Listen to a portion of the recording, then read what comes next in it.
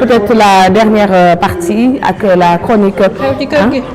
Pierre-Edouard Faye moom ak ay ganam ñu déplacé ñu mën a liggéey suñu liggéey xam nga tamit déwén bi nii bu ñu ko defoon tey fii nii ba tey dem nañ CPI. ñu muñ rek. affaire yi dafa demee boor. baax na nañ jéem a nekk chef rek. naa ko méppef. vraiment. da ngeen nekk chef. ma ne ko méppef arrête yëpp da koy xoolaat après parce que dafay def relu kii. waaw. doyen des jeunes reporters bonjour. bonjour. sama waaj man jeudi rek laa yàkkamti. yow rek laay wër. xale naa yow rek laay topp moom am na solo vraiment. doyen des jeunes reporters. mais même naa naka jeudi. ça va ça va. ça va kii amoon na ay question pour moom. kan si. Famara Ibrahima Cissé. mais ñëpp am ay question pour moom. non maa xam nga loolu. parce que xaw ma ndax yéen a ngi kii connexion entre le compte bancaire et le compte Orange Money wala yooyu. loolu lañ c'était la dernière. voilà mais 5000 francs on facture 75 francs. c'est alors pour envoyer par exemple 5000 francs c'est 40 francs. Ouais, c'est 40. non c'est extraordinaire ce qui se passe. sans compter que man daaw à la veille de la Tabaski la générale m'a coupé 84 000 francs. xaw ma sax fu mu kii baalu ma leen ko en tout cas. baalu ma leen ko 84 000 loolu jënd na xar. jënd na xar de. sérieusement vraiment à la veille de la Tabaski. en tout cas c'est grave ce qui se passe si suñuy banques yi faaw ñu waxtaanee ko. on aura l'occasion peut-être gën ko yaatalaat parce que du point yi rek la ñu war a mën a aborder ci fànn woowu te waruñu ko fàtte. alors Salma. waaw doyen des jeunes reporters ñëw na Ibrahima Anne comme tous les jeudis ñëw ci chronique judiciaire. mu ngi noonu ñëw dikk ci chronique judiciaire comme ni nga ko waxee di ko ziaraat encore une fois le doyen des jeunes reporters alors samedi Aïcha. Je pense que le président de la République defoon na janoo bu am solo ak ñi nga xamante ne ñoo di taskatu xabaar yi am ay information yu bëri yu nga xamante ne nag tukkee na fa ci information yooyu bokkoon ci li nga xamante ni moom la ñu woowee fonds politique donc àddu woon na ci par la suite on a vu que sujet boobu noonu daal di day nekk nag actualité ñu koy waxtaanee wax lan moo ci nekkoon ñoom seen taxawaay lan lañ ci mbëbëtoon entre autres ba léegi ni si donc ñu war ci def taxaw seetlu ak le doyen des jeunes reporters mu war ñu dikkal ci définition wu fonds noir fonds politique wala caisse noire donc lan mooy définition bi mais ñan ñoo war a mën a tey bénéficier wu ci lu ni mel donc dañ koy bàyyi d'abord mu définiral ñu fonds politique wala caisse noire. Merci Salma. Caisse noire de xam naa ne sama mbokk séeréer yi ñoom dañu yaakaar ne benn coffre-fort la rek wala benn caisse bu ñuul rek bu ñu teg fële ci koñ bi dans le coin de la chambre boo xam ne wala dans le coin du bureau présidentiel. nga xam ne moom bu ko saa yu ko soxlaa rek foofu lay dem rek tibb. en fait caisse noire dafay renvoyer à benn ay fonds la ay fonds yu bëri la hétéroclite. Il y a les fonds spéciaux, les crédits spéciaux, qu'on appelle crédits spéciaux, donc fonds secrets et fonds politiques.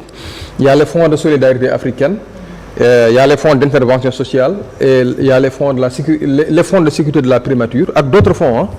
Je crois que keroog APR bi ñuy apporter la réplique notamment au président de la République donc ils avaient un peu détaillé la nomenclature mais grosso modo daal fonds yi la donc il y a les crédits spéciaux. Il y a les fonds d'intervention sociale il y a les fonds de solidarité africaine les fonds de sécurité de la primature. ak yeneen fonds yoo xam ne yeneen institutions ñoo ko amee. D'accord lan mooy différencier ces fonds dits secrets des autres fonds yi nga xamante ne inscrits nañ leen ci budget de l'État. Les autres fonds inscrits au budget de l'État dañuy pour nga génnee leen pour nga dépenser ci dafay suivre benn procédure maanaam da ngay dégg ñuy naan ay ordinateur ay comptable ay alors que fii dafa am une confusion entre les fonctions d'ordinateur et de comptable président de la République mi nga xam ne moom la ñu votel ces crédits là ces crédits spéciaux il est à la fois l'ordinateur le comptable et moom mooy sax bu ñu neexee sax ñu ne sax moom mooy sax foofu contrôler li nga xam ne dépenses yi mu fay def amul kenn ko koy contrôler. Donc il y a une confusion entre les fonctions de contrôleur de comment dirais-je d'ordinateur, de comptable et de contrôleur.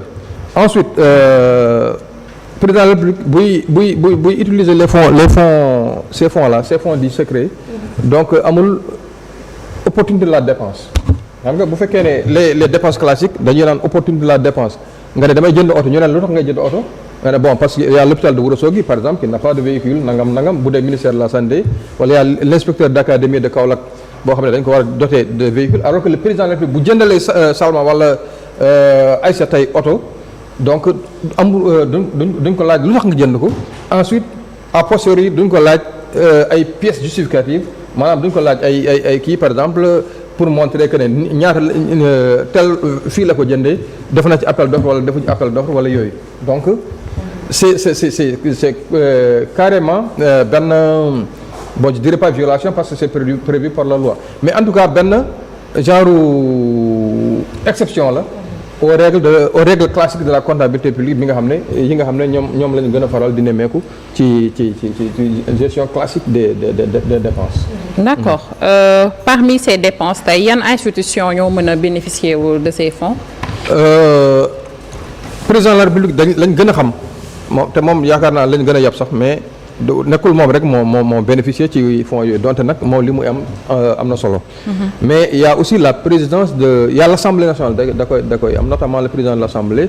Il y a le président du Haut Conseil des collectivités 50 millions waaw. Il y a le président du Haut Conseil des collectivités territoriales. Il y a le président ou la présidente actuellement du Conseil économique, social et environnemental. Non, le président du Conseil économique, social et environnemental. C'est la présidente du HCCT plutôt.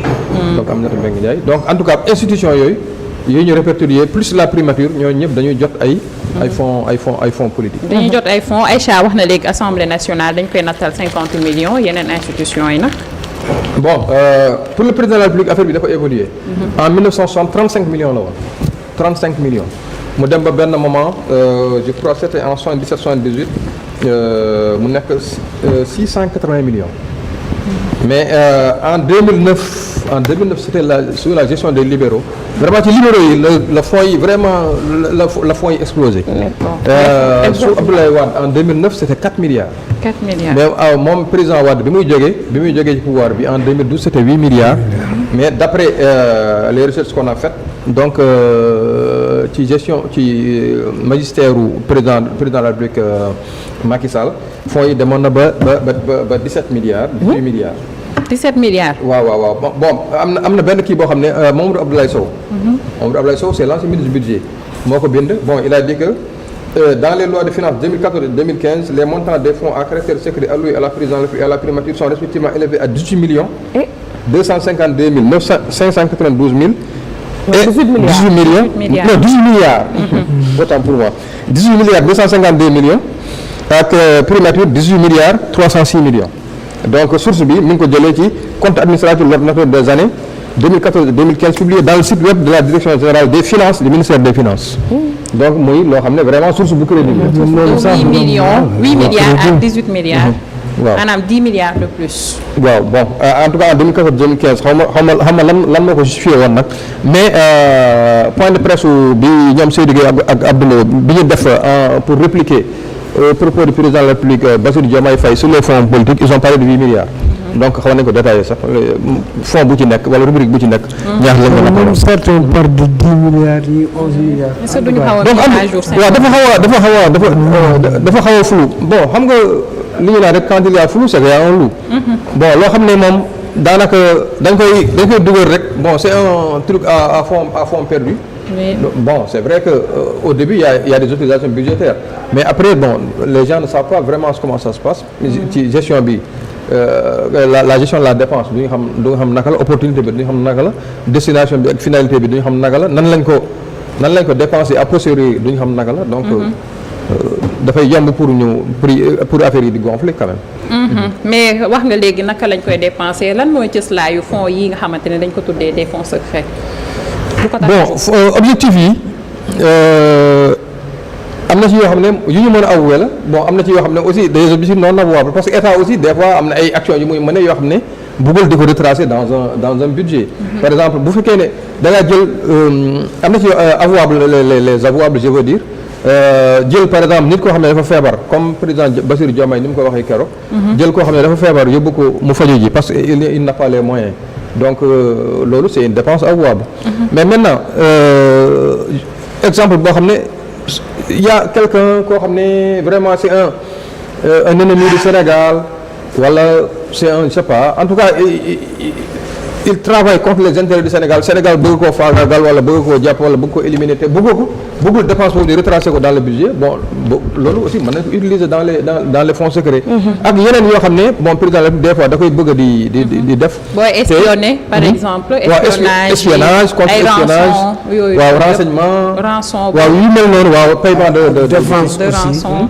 défense. waaw yooyu yëpp bon budget xam nga budget défense sax moom déjà c'est un budget top secret quoi boo xam ne c'est un budget buñ ko voté sax duñ ko du moins dañ ko discuter à l'Assemblée donc voté mais duñ ko discuter mais fii moom des fois les objectifs poursuivis ne sont pas nekkul loo xam ne lu ñu mën a teg sur la place publique la donc de sorte que on a pensé à un moment donné que président de la République war nañ ko natal ay kii yoo xam ne donc mën na ko jëmee ci genre action yu mel noonu. D'accord lan moo ci position wu nouveau dirigeant yi. par rapport à ces fonds. ñoom seen position dafa évoluer un peu en 2017 je crois que le PASTEF a été créé en 2014-2015 hein. Oui. Donc en 2016 Ousmane Sonko a été radié. En 2017 donc moom il avait déclaré ceci il a dit si jamais nous accédons au pouvoir maanaam bu ñu yegsee ci pouvoir bi il n'y aura plus de caisse noire verte ou secrète. dootul amati caisse noire bu verte wala boo xam ne duñu xam nu mu demee tout doit être transparent chaque centime de l'argent du contribuable sénégalais doit obéir à des règles comptables claires Ousmane Sonko moom la waxoon en 2017 avril 2024 ils ont été installés au pouvoir et à leur décharge maanaam ils ont trouvé un budget en cours d'exécution donc nekkul budget boo xam ne ñoom ñoo ko voté donc budget bi ñu voté ni ñoom dañ koy exécuter rek. ba keroog année bii di jeex. maintenant ñun on va le regarder à l'œuvre bu fekkee ne le budget 2025 boo xam ne ñoom ñoo ko nar a préparer war ko exécuter bu fekkee ne fonds yooyu ils sont maintenus bon on va dire que ils ont varié par rapport à leur position de départ maanaam qu'il y aura ni caisse noire ni caisse verte ni caisse secrète. mais xanaa bokkut ak fii Ousmane Sonko doon wax que dañuy supprimer fonds politique andi fonds secret pour les dépenses sensibles comme ni ñu ko faram-fàccee léegi je pense que man vidéo bi ma lire loolu la ñu wax fonds secret la ñu andi pour des dépenses secrets yoo xamante ni mënuñu ko wax. waaw bon en tout cas man déclaration bi ma am ni mooy bi il avait dit si nous accédons au pouvoir il n'y aura plus de caisse noire verte ou secrète donc mais li ngay wax ni dafay xaw a rejoindre un peu. parce que j'ai vu une vidéo loolu la si wax. ok li ngay wax ni sax day rejoindre un peu ce que le président Bassirou Diomaye Faye déclaration bu nga ko defoon. dañuy def solution. oui def solution c'est ce qu'il avait dit. ok bon bii c'était en 2017. Le président Bassirou Diomaye Faye dafa ne bon ni ma ko comprendre rek am na ay kii yoo xam ne war nañ ko mën a supprimer. wala ñu xoolaat doxalin bi. mais am na ay kii par exemple le fonds d'intervention sociale parce que boo gisee ci nomenclature bi y a les fonds wala rubricage bi y a les fonds d'intervention sociale donc yooyu ñooy permettre par exemple wala loolu moo ko permettre sax moom mi ci boppam keroog peut-être mu évacuer benn malade wala mu permettre à benn malade peut-être mu opérer donc yooyu lu peut-être ñoom jàpp nañ ne lu ñu war a mën a bàyyi la bon yeneen yi nga xam ne nag dafay bon financer yenn action yoo xam ne état du ko mën a avouer wala yooyu bon wala yi nga xam ne président mën na ci tibb jox ko ku ko neex jënd ci ay transhumants wala yooyu donc ñoom peut-être jàpp nañ ne yooyu dañ ko war a mën a supprimer mais en définitive daal ñoom fi ñu mën a nattee ñoom engagement yi ñu jëloon par rapport à li ñu def ci mooy du nekk ci budget bi mais budget bi nga xam ne moom mooy ñëw parce que ba léegi nii y a pas eu de loi de finances rectificative loi de finances initiale bi ba léegi nii moom bi nga xam ne ñoom régime Macky Sall bi moom la bàyyoon fi ba léegi nii moom la ñuy exécuter ba tey ci ba tey suba moom la ñuy exécuter. Oui donc il faudra aller à l'Assemblée et tout. waaw alors qu'on sait que c'est pas le cas donc li fi Macky bàyyi woon rek. waaw moom la ñuy doxal ba léegi. D'accord. Comment ça se passe maintenant en France nga xamante ni daanaka ñun dañoo hérité seen système boobu. waaw bon xam nga ñun de moom France moom hérité nañ ci ñoom yu bëri y compris yoo xam ne yu bon la parce que yii souvent c'est le monarque le roi moom moo ko daan am benn caisse noire ay fonds benn badelaine boo xam ne mën na ko jëfandikoo nu mu ko neexee. donc ci France lañ ko jëlee. maintenant France daf ñu bàyyi ci loolu évoluer ba nga xam ne ay 2001 2002 France commencé nañu un peu transférer les fonds politiques là premier ministre rek actuellement nii moom moo ko yore il y a que le premier ministre qui dispose de fonds secrets te fonds secrets yooyu c'est souvent pour la sécurité intérieure et malgré tout dafa am benn commission boo xam ne da koy saytu day saytu ni ñu ko dépensé ak yooyu. commission boo xam ne day am ay sénateurs am ay députés et souvent day am aussi des sénateurs de l'opposition et des députés de l'opposition nga xam donc dañuy am droit de regard ci côté boobu. maintenant amoon na benn moment nag boo xam ne. foofu ci France. dañ doon jàpp ne bon peut-être ministres yi wala secrétaire d'État yi li ñu doon fayeeku dafa xaw a néew ba nga xam ne jàpp nañ ne bon fonds secrets yi wala en tout cas les comment dirais-je la caisse noire. si on peut l'appeler ainsi du premier ministre mën na permettre à ce que ñu defal leen ay compléments. mais dañu dem ba benn moment après ils ont dit que autant budgétiser ça. dès l'instant que ñu budgétiser ko c'est fini ça devient une dépense classique boo xam ne mën nañ ko contrôler comme ni ñu contrôler n'importe quelle dépense. donc France moom vraiment évolué nañu foofu. actuellement le président français Emmanuel Macron amul benn caisse noire. Il n'a pas de caisse noire. La seule caisse noire qui existe est à la disposition du premier ministre et loolu c'est contrôlé d'amont en aval. Par des députés et des sénateurs y compris de l'opposition. neelu ni ce qu'on avait constaté ici au Sénégal parce que man finalement sax caisse noire bi la ñuy gën a utiliser mot boobu que fonds politique parce que dafa mel ni bi comme ni nga ko waxee ci bi ngay entamé benn caisse boo xam ne daal benn ab koppar gu bëri lay nekk da ngay ñëw ñu tibbal la dugal la alors baax na muy am suivi mais benn seetlu goo xamante dinañ ko ci am parce que nag suñu gafaga lay jóge suñu xaalis la. c'est ça. déjà dénomination bi sax moo doon problème caisse noire. mooy caisse bu lëndëm. waaw ak une gestion noire. une gestion sombre. Il serait bon quand même de savoir quelle est la différence entre fonds politique, fonds secret ak fonds perdu. J'entends les gens dire fonds perdu. Bon en tout cas ci fonds politique fonds secret moom je crois que définir naa ko de. En tout cas il y a caisse noire bi je disais que donc dafa am il y a les fonds spéciaux. Les fonds spéciaux mooy les fonds politiques et les fonds secrets. Maintenant il y a les fonds de solidarité africaine, les fonds d'intervention sociale. ak les fonds de sécurité de notamment de la primature. D'accord alors c'était bien ñu xam parce que nag jamono ji fonds politique actualité la te dañ doon wax que Pastef lee la ci wax mais en réalité comme ni nga ko waxee léegi ci bi ñuy présenter livre solution dañ ko day resté mais dañ ko joyanti def ko fonds secret pour mën a am yenn dépenses yi nga xam ne lépp la ñuy mën a wax rubrique par rubrique ñu voté ko à l'Assemblée bu ko defee ñu mën koo doxal mais dina am benn saytu goo xamante ni aussi dina ci am donc baax na parfois ñu koy xam naa ne moom peut-être que ça va évoluer mais ci prochain budget comme je l'avais dit rek ñoom fu leen mën a nattee rek mooy ci budget boo xam ne ñoom ñoo koy parce que actuellement nii bon malheureusement il y a pas eu le débat d'orientation budgétaire pour des raisons que tout le monde connaît. Mais xam naa ne actuellement ñu ngi ci procédure pour defar budget 2025. arbitrage yi ak yooyu mais budget 2025 bi bu ñëwee ba ñu voté ko boobaa la ñuy xam ban position définitive la ci nouveau gouvernement yi am. président moom fan lay jëlee passe muy jox gars yi. foofu la koy jëlee paas yi te dañ koy yokk nag paas yi. ci dawoon na parrainage yu gars yi tamit xaalis dégg naa yu bëri foofu lay jógee paas yi billet Makka yi xaru tabaski yi. waaw Diomaye nag nay def yooyu nag yooyu baax na de. waaw ah en tout cas keroog l'imam de la grande mosquée l'imam de la grande mosquée moom wax na ko waxoon na ko. culture la ñu woote. non loolu am ci intervention sociale yi. Sénégal teraanga la xam. merci Ibrahima bàyyi li nga wax mu ngi am solo. tey imam yi di ran. wala fekk leen grande mosquée ku nekk jàpp sa. loolu baax la. doo ko fësal mais loolu lañ fi nekk. non à l'ère du vraiment du mobile banking xam nga lan mobile money. da ngaa banque vraiment jarul di rang. ma woon palais de fini leen rek laay xalaat passe ba. jarul ñu leen di rangloo par exemple grande mosquée di leen ko kii bon à l'ère de vraiment des transferts d'argent ak yooyu. mais yaakaar naa ne am na ay rubriques yoo xam ne yu am solo parce que loolu aussi dafa bokk ci suñu aada teraanga dafa bokk ci suñu aada. même dans nos quartiers da ngay gis ñoo xam ne sax bon seen doole demeewul noonu.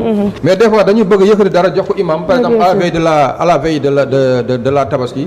pour mu dimbali kooko pour mën a am kii. nga gis koo xam ne des fois day am ñaari xar jël benn xar bi jox ko imam. donc asuma nag président la République nga xam ne et puis loolu. dépense yi nga xam ne li ñuy jox imam yi. Salma vraiment nga baal foofu mais c'est absolument rien du tout. waaye nag du force tamit ba ñu war a nekk di xutba di ko réclamer de. non un budget de 7000 et quelques milliards. bon nga jël ci benn 50 millions distribuer aux imams des quartiers wala yooyu bon vraiment je trouve que c'est pas. loolu daal lu baax la. bon buñ ci tee boo jubal bu ñu supprimer yu bon yi mais yu baax yi dañ ko jaay jub jubante gi teraanga googu bu mu ci bokk. waaw yooyu teraanga la yooyu bokkul ci ay jub jubanti buñ ko laaj xaalis fan la ko dugal na ko dugal ci sénégalais yi. maintenant benn kii boo xam ne bon comme l'exemple bi ñu faral di joxe am nañ fii kees Jibril Ngom bi ñuy recevoir on palais bon nee nañu moo dawoon ak parrainage yi non. voilà waaw kooku noonu par exemple genre yooyu bon vraiment yooyu loolu moom dëgg yàlla c'est des trucs malsains. voilà ça c'est des trucs malsains yooyu war nañu ko mën a supprimer mais quand ça di jox ay suñu imam yu baax yi jox leen bon ay benn 100 000 150 000 pour ñu jënd ci xar am na solo ba nga dalee chronique ba tey yaa ngi chronique ba am solo waaw même ñun fii kër gi sax am nañ caisse noire. ah bon ma déglu yëguma ko woon moom kan nga koy gérer ah bon kon war nañu si tibbal de Serigne da moom xam na ci caisse noire bi Serigne jarul lay tàcc naan temps bi jeex na waaw le moyen long man sama caisse noire moom Cheikh moo yor sama caisse noire moom xam naa ci dara yaa ngi jot say transfert bu baax yàlla baax yaa jël sama part de l'action dinañ si sa bopp je suis quand même la fille de Sidy Lamine Niasse donc dama ci wax seddu du noonu merci seulement je me rendez-vous demain inchallah doyen yow tamit à demain inchallah Ibrahima jeudi prochain merci pour la chronique du jour am na solo on se donne rendez-vous demain inchallah jaajëf leen mbokk yi si topp geek teewlu gi ñuy woon ak yéen depuis 7 heures pour accompagner leen ci réveil des sans voix de ce jeudi 18 juillet léegi tout de suite après moi retrouver l'équipe de Petit Déj pour vous accompagner jusqu'à 11 heures ngeen ànd ceeg Fatou Diouf bien entendu jaajëfal leen